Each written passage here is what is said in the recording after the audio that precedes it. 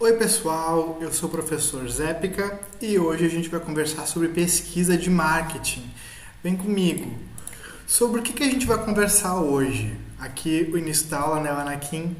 A gente vai conversar um pouquinho sobre o sistema de pesquisa de marketing, falar do processo de pesquisa de marketing, cada aspecto, cada etapa desse processo, falar das boas práticas de uma boa pesquisa de marketing e terminar falando então do case aí de uma pesquisa efetiva na Gráfica Clear, na cidade de Rio Grande do Sul. Essa nossa aula vai ser discutir aí o capítulo 4, tá? Pesquisa de marketing do Kotler Keller, livro de 2012, bem interessante. Vamos lá? Então, primeira questão, sistema de pesquisa de marketing, né? Quais são as razões e quais são as pessoas que fazem essa pesquisa? A nossa aula está toda baseada em Star Wars, hein? Quem curte vai ser legal. Então, a primeira questão é que assim, a pesquisa de marketing ela existe para dar alguns insights, né? Esses insights, na realidade, eles ajudam a aprimorar desempenho e planejar atividades futuras de marketing para os gestores, para os empreendedores, para os administradores, tá? Esses insights são tão importantes que em 2009 se gastou 28 bilhões de dólares em pesquisa de marketing. Algo como em torno de 64 bilhões de reais na época, né? Pela taxa do dólar. É muita grana, gente. É muita grana que se gastou fazendo pesquisa. Para quê? Para se ter esses insights. Por quê? Através dessas encomendas, né? Os gestores eles vão pedindo insights para saber como oferecer serviços de marketing, por que oferecer aquele serviço ou não outro, entender um pouco essa dinâmica de mercado, né? Então, as encomendas elas vão gerar esse como e esse porquê, tá? Quem faz pesquisa de marketing, então? Tem alguém específico? As grandes empresas, elas vão ter aí departamentos de marketing, tá? Que vão estar aí focados em fazer essas buscas, essas pesquisas. Porém, não apenas os departamentos, né? Empresas menores podem ter funcionários fazendo pesquisa de marketing, os próprios coletando, né? Ou clientes que estão ali dando informações, solicitando informações a outras pessoas, levando-os para a empresa. Eles também podem estar fazendo a pesquisa. Estudantes podem estar fazendo pesquisa de marketing, né? Alguma competição. Me deu uma ideia ao meu negócio, me deu uma ideia de mercado. E aí o estudante faz a pesquisa de marketing, entrega para a empresa. Pessoas em trainee, é muito comum, né, que o pessoal de trainee vá lá e faça uma pesquisa de marketing para apresentar uma solução e aí fica essa pesquisa de marketing para a empresa que está fazendo o processo de trainee. A concorrência também, né, é muito importante porque assim, eles fazem a pesquisa de marketing e eles colocam nos próprios sites deles relatórios, e normalmente isso está online, então tu pode ir lá buscar essa pesquisa de marketing da concorrência. Tem também institutos de pesquisa, né? Empresas externas aí que podem fazer pesquisa de marketing e tu paga elas para elas fazerem essa pesquisa de marketing, tá? Então, efetivamente, como é que a gente faz o processo de pesquisa de marketing? Passo a passo, né? Como é que acontece? São 6 etapas, tá? Esse processo de pesquisa de marketing. Então, nós vamos definir o problema, as alternativas e os objetivos. A gente vai desenvolver o plano efetivamente, vai coletar informações, analisar as informações coletadas, apresentar os resultados e decidir, né? Tomar decisão em cima daquilo que nós temos. Então, vamos falar um pouquinho sobre a definição, o definir o problema, alternativas e objetivos. A primeira etapa vai ser definir problemas, alternativas e objetivos, definir, né? O que eu quero efetivamente com essa pesquisa de marketing.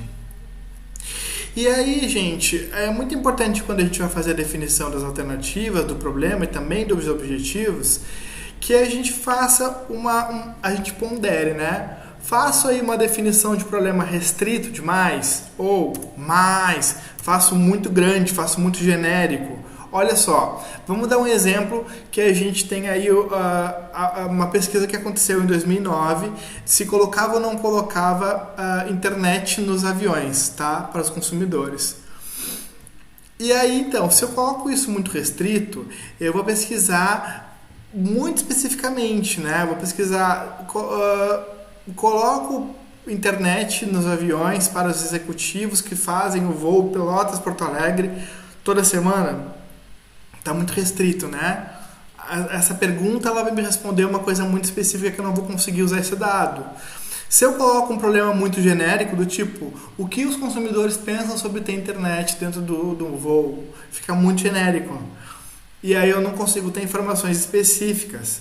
Então, eu preciso definir esse problema no meio do caminho, nem tão genérico e nem tão restrito, e desdobrar esse problema em direcionadores, tá? Então, precisamos definir direcionadores, né? Definir você precisa. Precisamos definir. E são 4 perguntas que a gente faz dessa definição. Então, primeiro, eu vou oferecer esse produto e esse serviço. Segundo, eu vou segmentar o cliente. Depois, eu vou cobrar, quanto que eu vou cobrar e em qual local eu vou oferecer esse produto ou esse serviço. No exemplo que a gente está conversando ali da questão de ter internet nos aviões, primeiro, eu vou oferecer acesso à internet? Vale a pena? Efetivamente vão pagar por isso e tudo mais? Segundo, eu vou segmentar, eu vou oferecer a internet só para um grupo de executivos ou eu vou oferecer essa internet para todas as pessoas do voo, também as classes mais econômicas? Depois, quanto que eu vou cobrar? Será que a pessoa paga R$100 a mais no voo para usar a internet? Ou ela paga R$200 a mais? Ou ela paga menos? Então, qual é a faixa de preço que eu vou cobrar? Qual é o local? Então, em quais aeronaves eu vou colocar essa internet? Em quais voos eu vou colocar essa internet? Tá bom? Para isso eu preciso definir os objetivos de forma bem específica, né? Mas também não tirando, né, a genericidade do modelo. Então eu posso definir objetivos de pesquisa de forma exploratória, quando eu quero saber assim, uma possível solução ou quero uma nova ideia de mercado, algo assim. Eu estou explorando, não sei o que eu vou encontrar alguma coisa. Depois, objetivos da pesquisa de forma descritiva, né? Quantas pessoas vão consumir isso, vão querer consumir isso, né? Eu quero um número, eu quero indicadores. Ou então uma pesquisa causal, né? Se eu fizer isso, se conecta com mais vendas, de que forma eu faço a relação de causa e efeito. Então, feita essa definição, eu vou fazer o desenvolvimento do plano efetivamente, né? E quando eu faço o desenvolvimento do plano efetivamente, eu preciso começar trabalhando a questão de fonte de dados. A fonte de dados no sentido de dados primários. Então, eu vou coletar novos dados, fazer uma pesquisa específica para esse projeto, tá? Ou eu vou em dados secundários, vou coletar dados que já existam de alguma pesquisa anterior, ou de algum site, ou de alguma coisa. Mas esses dados, eles não necessariamente são os dados que eu preciso, mas eu posso recortar, pegar uma parte deles e usar. Quanto mais, se o dado ele é primário, eu tenho um custo maior, tá? Porque eu tenho que coletar. Mas eu tenho aí uma assertividade, uma qualidade, uma confiabilidade maior nos dados. Se eu vou pegar dados secundários, o meu custo é muito menor, às vezes até um custo zero, tá? Um custo baixo, porque eu só pego uma coisa anterior. Mas aí os dados podem não ser tão confiáveis, tão assertivos, tá bom? Depois a gente precisa falar de abordagens de pesquisa. Então, como é que eu vou abordar? Como é que eu vou conduzir essa pesquisa? Eu posso trabalhar com observação, observar as pessoas, os cenários. Eu posso trabalhar dentro de observação, eu posso trabalhar com etnografia, né? Quando eu coloco o pesquisador envolvido com o consumidor de uma forma em que ele vai estar lá, assistindo, percebendo, olhando o consumidor utilizando aquele produto. E aí eu vou ouvir, né? Eu vou assistir e vou tomar uma decisão baseado nisso. Aqui eu trouxe o exemplo do Keep the Change, do Bank of America. Eles perceberam que as pessoas não gostavam de contabilizar suas faturas com notinhas que fossem quebradas, né? Então, deu 32 com 45 centavos. As pessoas preferiam que cobrassem 33 centavos ou 32. Então, o que eles fizeram? Qualquer valor quebrado arredondava para mais, de 32 e 45, e ia para a fatura como R$33. E esse valorzinho aí que sobrava, né, até fechar o valor inteiro, ele ia para uma poupança. E no final do mês ou de um período, a pessoa ia lá, pegava esse dinheiro e trocava, ou comprava alguma coisa com esse dinheiro. Por exemplo, aqui, compra um almoço com o teu troco, compra um café com as moedinhas. Então, junta o troco para ti, para tu poder usar de uma forma efetiva. E foi um sucesso essa campanha do Bank of America, tá? Uma outra abordagem de pesquisa é o grupo focal. No grupo focal tu reúne aí entre 6 e 10 pessoas, tá? Vai ter alguns recortes demográficos, psicográficos, vai preparar um roteiro, vai gravar essas pessoas conversando, tentando buscar se as pessoas, o que elas estão falando, qual é o posicionamento, qual é o comportamento, tá? Tem que tomar o grupo focal é muito interessante porque te coloca a par de algumas coisas que em outras pesquisas não colocam. As pessoas, elas falam muitas coisas ali que podem ser investigadas depois, tá? Podem ser confiadas, pode coletar mais dados depois daquilo que parte do grupo focal. Por quê? Porque no grupo focal pode aparecer coisas super interessantes, mas as pessoas podem estar preocupadas com a sua autoimagem, então podem estar mentindo de alguma forma. Tu faz uma pesquisa, tu gasta muito com isso, e a pessoa não quer passar por consumista, daí ela diz, não gasto. Então, sabe, essa preocupação com a autoimagem. Ou então tu pode pegar um cara super tagarela no grupo focal, que fala demais, e aí as pessoas não vão conseguir dialogar, né? Então, tu acaba perdendo a qualidade de conversa. Ou tu pega ali um sabichão, um cara que não deixa os outros falar e fica na frente de todo mundo, interrompendo e tudo mais, tá? Então o grupo focal tem essas questões. Ele é uma amostragem muito pequena, então não dá para generalizar, tá? É necessário que tu pegue esses insights e pesquise novamente depois com outras pesquisas. Mas ele é interessante para te dar alguns aspectos iniciais. Depois a gente tem a questão da survey, tá? Que é esse levantamento mais geral, onde tu vai medir, vai mensurar alguma questão que a pessoa vai marcar ali num questionário, né? Ou a própria pessoa ou algum aplicador. Nesse caso aqui tem a imagem de uma survey acontecendo no aeroporto, né? Uma pesquisa de qualidade, inclusive até eu respondi essa pesquisa. E aí eles te interceptam, né? E aí eles vão te perguntar algumas coisas com relação à qualidade, por exemplo, da limpeza do aeroporto, que era o meu caso. E bem rapidinho ali, ele preenche aquela tabelinha e vida que segue, né? Mas só que tem que tomar alguns cuidados com a survey, que é o seguinte, tu não pode cansar o respondente com muitas perguntas ou perguntas que gastem a mente dele de alguma forma, tá? Porque aí ele acaba até abandonando a pesquisa e não responde. Tem que ter aí o cuidado de onde é que tu vai interceptar essa pessoa, né? Aqui no caso, um aeroporto, vai interceptar num shopping, ou vai fazer isso online, ou vai fazer isso por telefone, ou vai marcar com a pessoa para ir lá, para responder na casa dela, tem tudo isso, tá? Então tu tem que... E outra coisa que as pessoas, às vezes elas estão cansadas, né? Um pouco de responder pesquisas, tem que ter algum tipo de técnica aí para atrair o respondente. Por exemplo, tem... se responder vai concorrer a algum prêmio, sabe? Tem que ter algum tipo... Às vezes tem que ter algum tipo de incentivo, tá? Uma outra pesquisa que a gente tem aqui é a pesquisa comportamental. Então, tu analisa não apenas o que a pessoa fala, mas efetivamente o que ela faz, né? E aqui eu trouxe os cookies de internet, que isso aí é uma pesquisa comportamental frequente, né? Todo site que tu entra, tu tem que ali autorizar o cookie. Por quê? Porque ele está cuidando toda a navegação, vendo de onde tu vai, para onde tu vai, o que tu está fazendo, tu sai desse site para ir para qual site aquilo ali te leva. Então ele analisa todo o teu fluxo de informação e ele tem aí o teu comportamento. Um exemplo disso que se chegou à constatação é que ricos, por exemplo, eles não gostam de comprar produtos alimentícios caros. E aí você tem essa perspectiva, né, que o rico vai comprar mais caro. Não, eles gostam de comprar mais barato. E isso só se percebeu analisando aí dados de navegação, tá? Depois a gente tem a pesquisa experimental, tá? A abordagem de pesquisa experimental. Essa abordagem, tu vai pegar então 2 grupos de pessoas, vai colocar um grupo num setor controlado, que vai ser o grupo de controle, e o outro grupo que é o grupo experimental. E aí tu vais então dar alguns estímulos específicos para esse grupo experimental, e o grupo de controle não vai receber esses estímulos. E depois tu vai ver o que acontece, qual é o resultado desses 2 grupos. Se o grupo experimental, passando pelo mesmo processo posterior a essa questão aí de estímulo, ele responde diferente, pode ser que o estímulo tenha afetado o grupo, tá? Então, uma pesquisa experimental. A gente tem aí o questionário ele é essa pesquisa. Aí quando a gente fala de questionário, a gente está desdobrando na realidade, né, já a questão de instrumentos de pesquisa. Então, o questionário ele é esse conjunto de perguntas abertas ou fechadas que tu vai desenvolver para testar. Tu vai desenvolver um roteiro, depois tu vai testar esse roteiro, vai aperfeiçoar esse roteiro, sempre adequando formato, linguagem, para que isso fique positivo, para que a pessoa que vai responder tenha aí uma destreza para responder, né, consiga responder.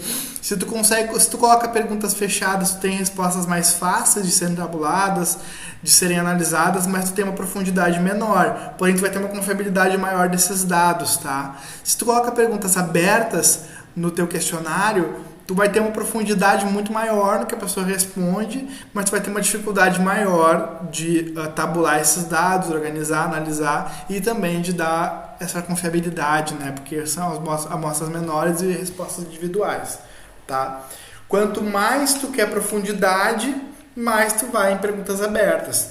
Quanto mais tu quer aí validar alguma coisa que tu meio que já sabe, uma hipótese que tu já tenha, tu vai para perguntas fechadas.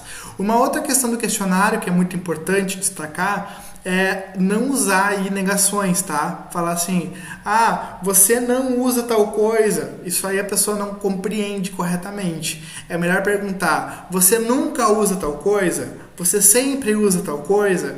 Então evita essa negação, sempre trabalha com as afirmações, tá? Não faz pergunta muito complexa, não faz pergunta muito tendenciosa, do tipo, você gosta de tal coisa? Sabe, a pessoa já vai direto assim, ela não consegue formular algo, abrir esse algo, né?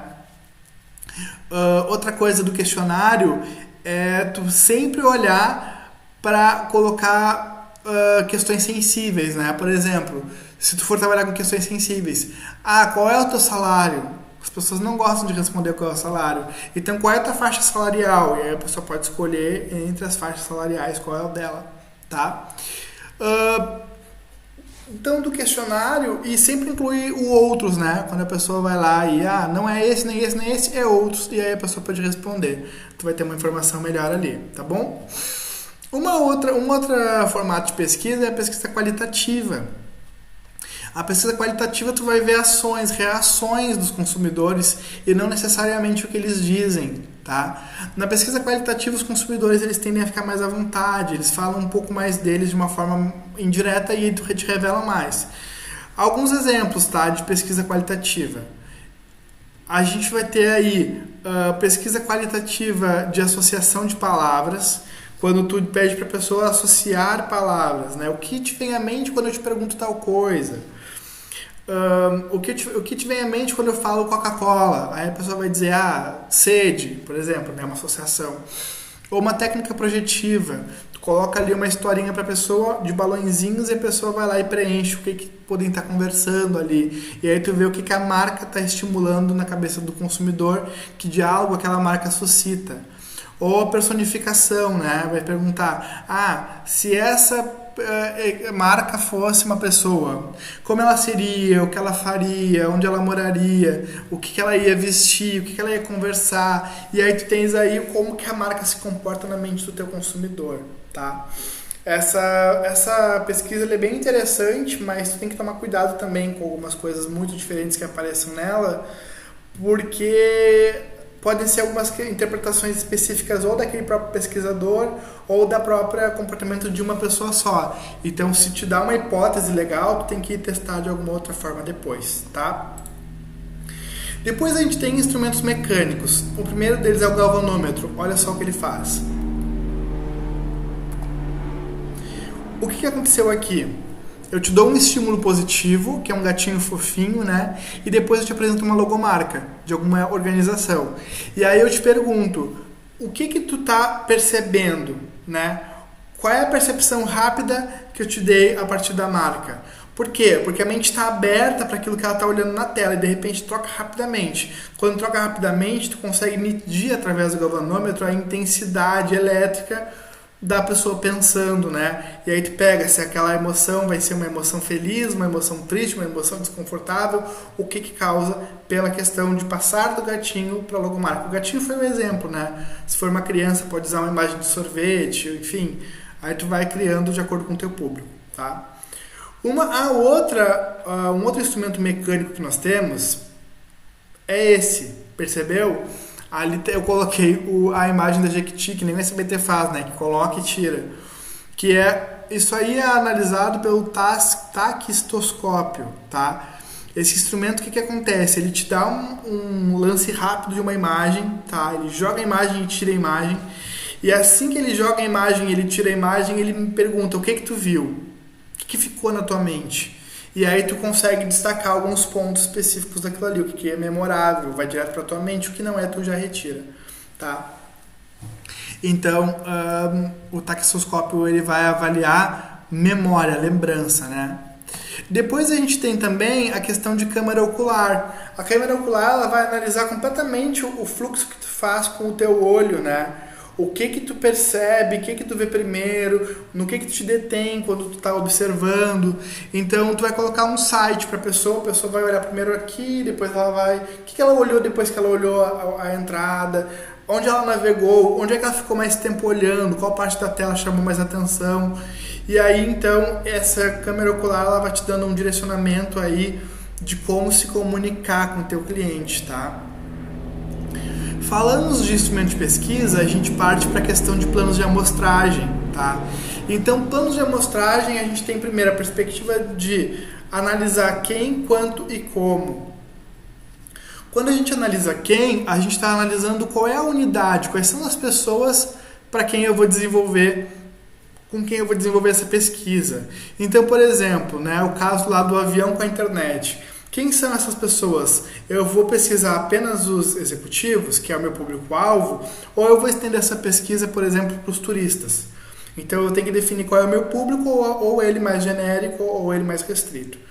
Depois eu vou analisar o quanto, né? Então qual é o tamanho da minha amostra? Quanto maior a minha amostra, mais caro e mais demorado, mas também maior confiança dos meus dados, tá?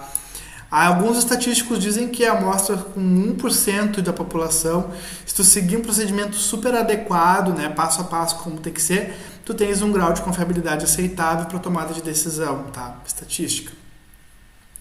Depois o como, né? Vai trabalhar com uma questão de amostragem probabilística ou não probabilística. Então vai pegar todos os consumidores, sortear de alguma forma e entrar em contato com o número certinho que caiu. Está trabalhando com uma questão de probabilidade. Ou então vai ir para um aeroporto, o cliente que estiver ali tu conversa. Aí é não probabilística, né? Então a amostra fica restrita às pessoas que estavam ali naquele momento. Pode pegar ali um monte de pessoas num sentido mais homogêneo. Vai que pega um time de futebol, mas pegar a opinião de pessoas específicas, né? Que não necessariamente reflitam aí a tua população, tá? Depois a gente precisa pensar em métodos de contato. Quando a gente fala em métodos de contato, a gente tem aí algumas formas de pensar a abordagem, né? A primeira delas é o bom e velho correio. Tu manda correspondência para a pessoa responde, ou ela escreve, ou ela marca e depois ela te devolve. É muito interessante o correio porque são pessoas que às vezes não responderiam uma entrevista pessoal, ou porque tem vergonha, ou porque não quer, enfim, né? Outra coisa da pesquisa por correio é que essa pessoa não vai ser influenciada pelo entrevistador, sabe? Ela vai ser a opinião dela ali naquele momento mesmo, tu não vai ter nenhuma influência de quem está perguntando. Para fazer uma pesquisa por correio, tu tem que ter uma linguagem bem simples e clara, tá? Só que também tem que tomar cuidado que o correio vai te dar uma taxa de resposta muito baixa, muito lenta, tá? Depois a gente tem o telefone, né? O telefone é interessante porque quando tu entrevista a pessoa por telefone, a pessoa pode te dizer, não entendi essa pergunta. Daí tu vai lá e tu esclarece, né? O entrevistador pode esclarecer. Só que ela é uma pesquisa, ela já é uma pesquisa mais cara, já é um método de contato mais caro, porque tu vai gastar com a ligação, né? E tu vai ter uma taxa de resposta maior se comparado ao correio, mas tem que tomar muito cuidado porque as pessoas têm uma antipatia muito natural aí com telemarketing ultimamente, né? Até alguns números que elas não conhecem, elas usam esses aplicativos tipo Do Not Call, Unblock Me, tem essas coisas de bloquear números diferentes. Então a pessoa pode dizer, não quero atender nada diferente, e aí tu não consegue nem contato com o teu cliente, tá? Uma terceira perspectiva de coleta é a de contato pessoalmente, né? Tu ir lá e falar com a pessoa. Vai lá, né? Só que o que acontece aqui? Tu tem que ter aí a disponibilidade da pessoa, né? E tu tem que pensar como é que tu vai interceptar. Vai fazer isso probabilisticamente ou não, como a gente estava comentando um pouquinho antes. Aqui tem a tendência do entrevistador, né? Se ele faz uma pergunta, pode ser que o entrevistador passou com seu rosto, sua feição, ele acaba direcionando, então tem essas questões de vieses do entrevistador. Por fim, pesquisas online. Hoje em dia está muito em alta, né? Questionários em site, e-mail. A empresa oferece algum tipo de incentivo para responder e aí o consumidor vai lá e responde, a pessoa responde, dá sugestões, né? Ou então coletar também opiniões no Twitter, onde as pessoas se pronunciam muito. É uma pesquisa mais rápida e mais barata, tá? Tu consegue ver todo o rastreamento de navegação da pessoa e elas tendem a ser mais sinceras no online. Qual é o porém? O porém é que às vezes a amostra ela fica distorcida, né? Tu pega uma amostra muito específica, são as pessoas que usam o Twitter, ou é o usuário que entra no site, nem todo usuário entra, né? Então tu tem que ter sempre aí uma tendência, uma forma de manter os mesmos usuários e conseguir um público diverso, tá? Porque as pessoas também se cansam de responder e abandonam as pesquisas, né? No online, tá? Falamos de métodos de contato, agora a gente fala da coleta especificamente. A coleta ela vai ser feita como, professor? Da mesma forma que o método de contato, né? Quando tu entra em contato com ela, tu já está aí fazendo coleta. Você vai fazer através do correio, através do telefone, pessoalmente ou online, tá? Quais são os problemas? Problemas não, mas quais são assim as coisas que a gente tem que pensar? Primeiro, a gente precisa trabalhar com disponibilidade da pessoa, né? Não pode forçar o consumidor a responder ou não. Com a vontade, ele tem que estar disponível e também estar a fim de responder, né? Ele tem que se dispor. Tem que cuidar com questões de tendência, de desonestidade, né? Tanto do entrevistado, quando tu pergunta uma coisa para ele, ele vai lá e te diz, não é isso, ou é isso, tu vê que é mentira, ou ele está mentindo, quanto do entrevistador, quando ele direciona, né, aquela pergunta para que a resposta seja de uma forma ou de outra. Então tem que tomar cuidado com essas questões quando for fazer a coleta de dados, tá? Depois a gente vai para a questão da análise, né? A análise então vai ser analisar as informações coletadas. Ora, vai fazer análise de conteúdo, de coisas escritas, ou vai trabalhar com médias, medidas de dispersão, ou outras análises aí mais robustas da estatística, né? Tipo, de análise de correlação, enfim. Como é que tu vai trabalhar esses dados? Tu vai analisar esses dados que tu vai extrair. Vai testar as tuas hipóteses, né, e aplicar as teorias daquilo que tu está estudando, daquilo que tu está pensando para essa amostra, para essa análise, para essa pesquisa, tá? E vai desenvolver indicadores para que tu consiga já na sequência apresentar esses resultados, tá? Na análise, a gente tem um case muito, muito importante, né, que poderia ser um case de fracasso da análise de marketing. Na década de 70 se chamou um pesquisador aí para fazer uma pesquisa de marketing para ver se lançava ou não lançava um filme. Deu o roteiro para ele, né? E aí ele foi pensar.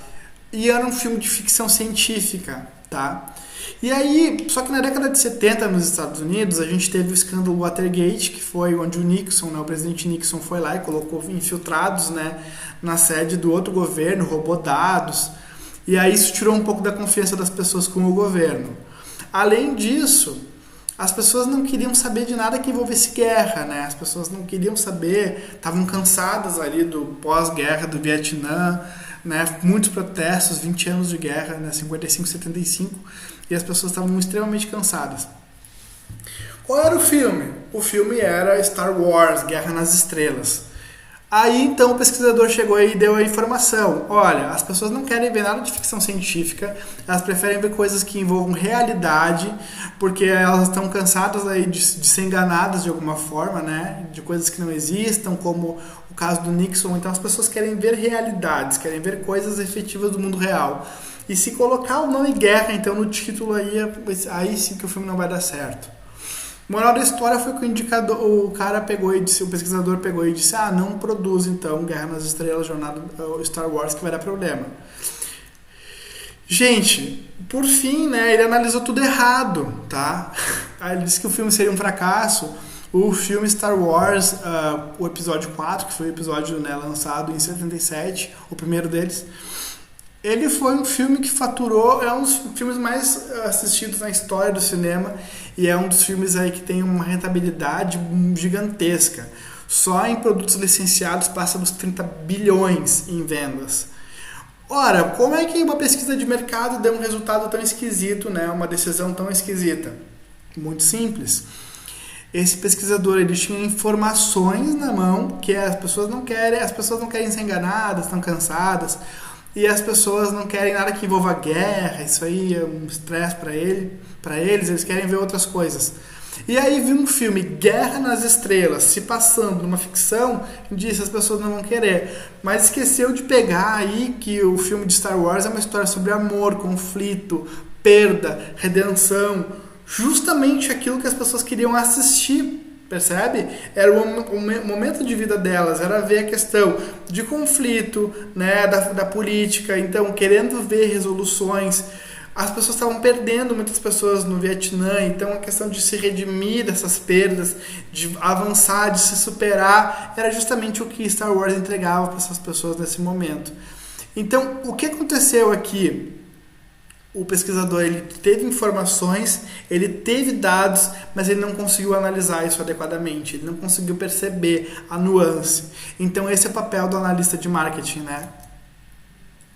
Gente, depois que a gente analisa, então a gente apresenta esses resultados, né?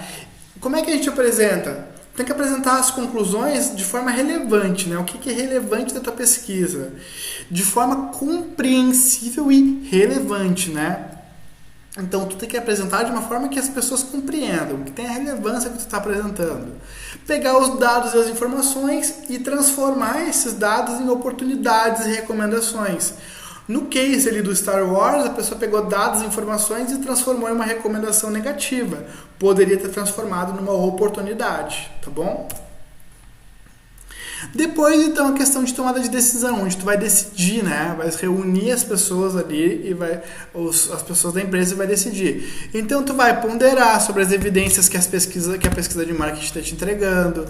Confia nesse resultado? Confia muito? Confia pouco? Como é que confia? Está disposto a lançar o teu produto? Ou prefere estudar mais esse produto, fazer um novo levantamento? Prefere fazer pesquisas adicionais, pode ser também, né? Ou usar sistemas de apoio, tem vários sistemas aí de marketing, né? Computacionais, internet, que analisam dados de uma forma, conseguem fazer fluxos. Então, decidir, vamos lançar esse produto, vamos adequar para lançar, ou a gente vai pesquisar mais, ou até a gente não vai lançar, se for o caso, tá? No fim da história, né, o pessoal lá da internet na American Airlines, eles definiram que as pessoas queriam sim usar a internet para ver os seus e-mails, responder e-mails e também para navegar na internet. E o custo maior não impactava tanto assim o bolso delas, porque as pessoas que estariam usando aquela linha, né, a American Airlines colocaria a internet numa linha específica, como um teste, uma prototipagem. Aquela linha ela era muito usada por executivos e pessoas que voavam a custos da empresa. Então era a empresa que ia pagar, eles não se importavam.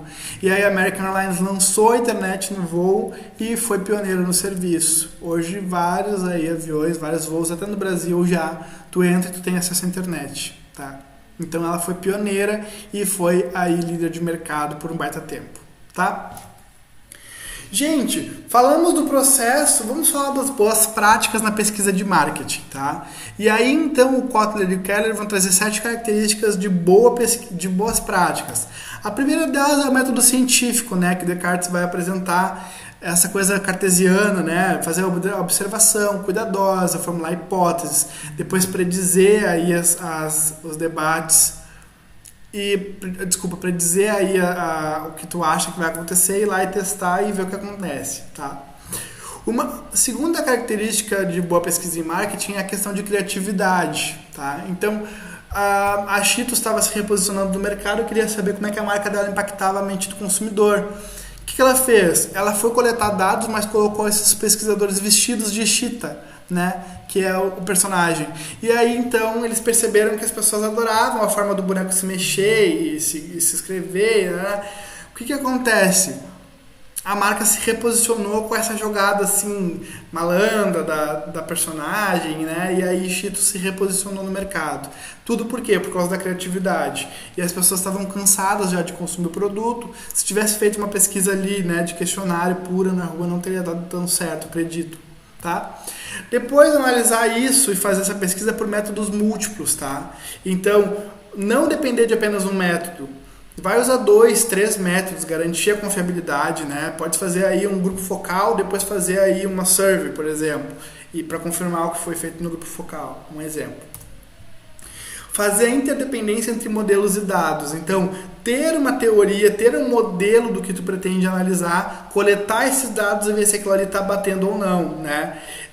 Interpretar isso através desse modelo proposto. Tu não pode simplesmente chegar assim e coletar dados e não entender nada. Tem que fazer uma relação com o modelo que está sendo apresentado com o modelo que tu foi buscar na rua, tá? Valor e custo das informações. Então, calcular o valor das informações com relação ao seu custo, o quanto vale para mim essa informação e o quanto estou disposto a pagar por ela, tá? Ceticismo saudável, então é muito importante ter um certo ceticismo, tá, com a relação à pesquisa, no sentido de, essa aqui é a resposta. Mas será mesmo? Às vezes tem algumas coisas, alguns mitos de marketing, por exemplo, né? Como eu falei ali, o rico gosta de coisa cara, mas aí com a pesquisa se revela que não, que o rico gosta de comprar alimentos mais baratos. Então tem que ter um certo ceticismo, tá? Não pode simplesmente aceitar qualquer coisa de informação. Tem que ficar aí cético e buscar mais informações, fazer pesquisas, novas pesquisas, tá? E fazer um marketing ético, tá? Por que um marketing ético? Para que aquele resultado de pesquisa ele não prejudique nem a empresa que contratou e nem o consumidor, né? Ser invasivo, ser uma invasão de privacidade, a forma que tu está fazendo pesquisa, né? Ou a forma, aquilo que tu vai entregar, está invadindo a privacidade, está forçando, está empurrando o cliente, né, de alguma forma. Então, tomar esse cuidado também, tá? Gente, aqui eu trago uma pesquisa de marketing, o case da Gráfica Clear em Rio Grande do Sul. Ali eu mostro a Gráfica Clear, né? Bem na pontinha do mapa ali. A Gráfica Clear, perto da Praia do Cassino, na cidade de Rio Grande do Sul, ali do lado da imagem, a foto da gráfica. Essa pesquisa ela objetivou aí analisar, identificar por que as pessoas fidelizam ou não fidelizam com seus clientes, tá? com a empresa. Então, alguns aspectos foram analisados, as pessoas responderam essa pesquisa e foi projetado um relatório ao dono da empresa, né? E aí esse formato de pesquisa ele ficou tão interessante que ele foi publicado numa revista internacional, Contribuições às Ciências Sociais. Tá? Então aí vou deixar nas referências para quem quiser ver uma pesquisa de marketing aplicada na prática. Tá? Sobre o que a gente falou hoje, gente? Falou sobre o sistema de pesquisa de marketing, né? Depois a gente abriu esse processo de pesquisa falando de cada uma das etapas. Fechamos aí falando de boas práticas da pesquisa de marketing e deixamos aí para leitura o case da Gráfica Clear. Aqui então tem os dois materiais, ali o capítulo 4 do Kotler e Keller e também a pesquisa, né, dos aspectos de fidelização. Quem quiser pode pegar aqui na descrição do vídeo, mas está aí o QR Code também, pode só escanear e pegar os textos. Ler você precisa, que nem diz o Yoda. Tá? E que a força esteja com todos vocês. Muito obrigado, gente, para quem assistiu a aula até agora. Tá? Um super abraço do professor Zépica. Valeu!